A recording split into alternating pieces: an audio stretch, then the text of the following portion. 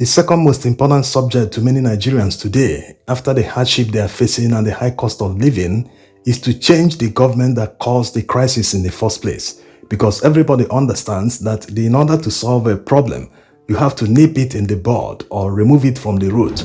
When you do that, you have succeeded in solving the problem instead of solving the symptom. This brings us to the mega party that opposition has been discussing all along.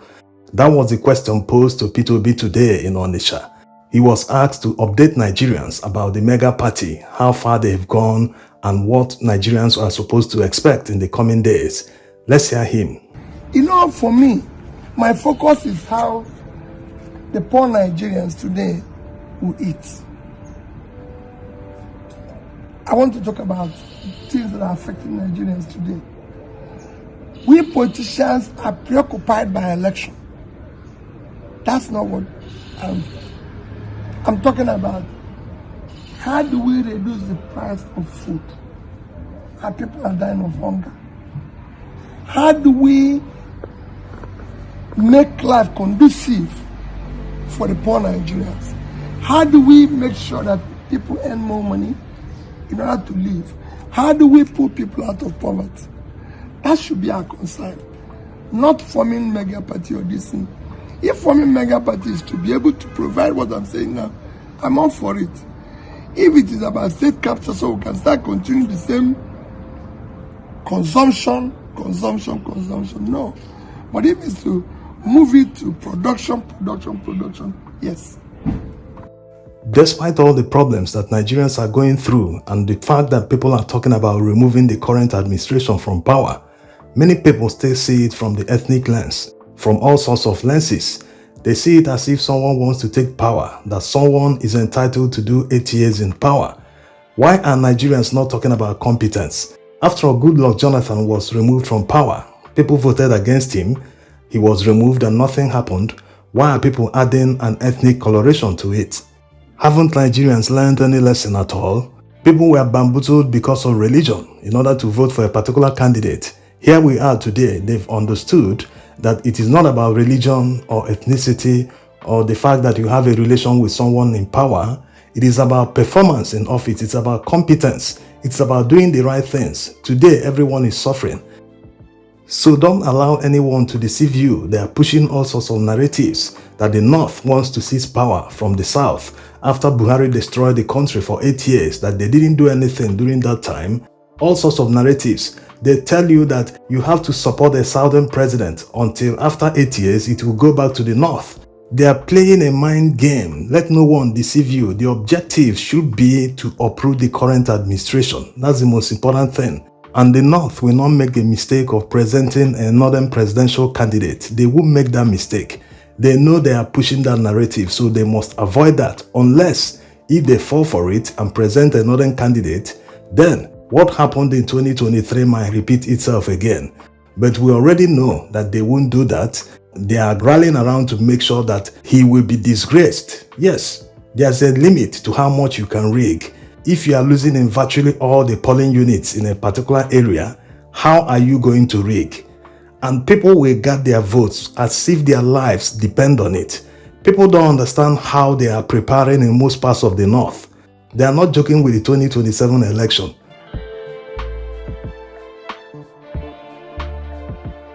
You see, the current hardship in the country is hitting the North harder than the South. This is simply because we have more poor people in the North, unlike in the South. And normally, food is cheaper in the North because they have more farms. Most of the food we consume in this country are farmed in the North. Imagine having to buy a bag of maize for 85,000 naira.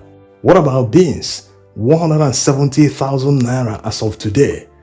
Beans that used to be cheaper than rice, but today, rice is even cheaper than beans at 85 or 90,000 depending on the one you are buying, whether it's foreign or the local ones. So it's not easy for anyone, and since Nigerians can't organize themselves and protest like Kenyans did, to at least get the government to reverse some of the policies so that life will be easier for people.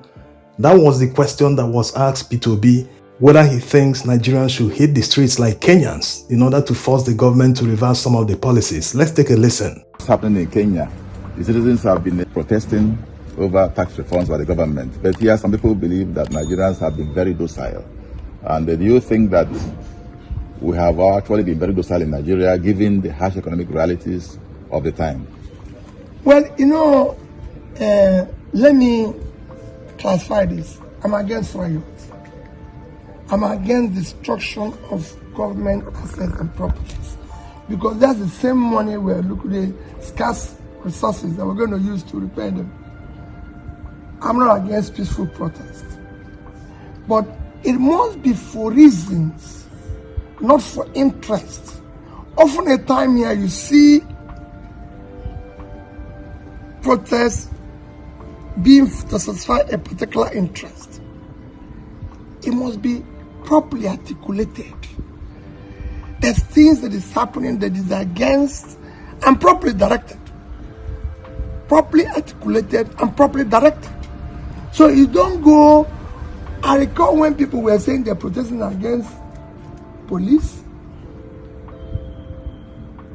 or any other organization of government, and I said to them, no, let's deal with the leadership. If we have good leadership, their agents can be bad. But what happens here is that Nigerians say, oh, our problem is police, our problem is EFCC, our problem is ICPC, our problem is army. No, the problem is leadership. If the leaders are competent, have the capacity, doing the right thing, the agents will toe in the line. And that is what I want. I want to see these things that are properly organized. I want to see people listening. And I'm using the same opportunity to say, all those who are being held because of, say, NSAS protests and everything, or because of freedom of speech or journalists, should please be released immediately. We're a democratic country. People have a right under the Constitution to express themselves freely under freedom of speech. They have also right to peacefully protest, and we must listen to them. We must listen to those who say they are not happy. That's why it is a democratic nation. We should stop acting dictatorial and behaving as if it is not a democratic country. I know we're in a state capture, but then we should act in a manner that shows some decency. Like P2B said, protest is a constitutionally guaranteed right in a democracy. All Nigerians can protest and demand anything from the government. It is left for the government to either yield or refuse. So for the people waiting for P2B, Atiku Abubakar, or any of the opposition politicians to lead a protest, they are simply wasting their time. Even if a bag of rice costs 1 million naira today, it will not affect the likes of P2B, Atiku Abubakar, and all the other opposition politicians, even the APC politicians. It will never affect them. It will only affect the poor people who are already poor and down. So the question is, why are the poor people not leading the protest? Yes, they are the ones that are affected more than the elites. Why are they not hitting the streets and demanding for better living conditions and demanding that the government does something to reduce the cost of food? They should be at the forefront, because like they say in an African proverb, someone that is pressed to ease himself is always at the front running to the restroom. So the likely reason it hasn't happened yet might be that things are not actually that hard as people try to make it.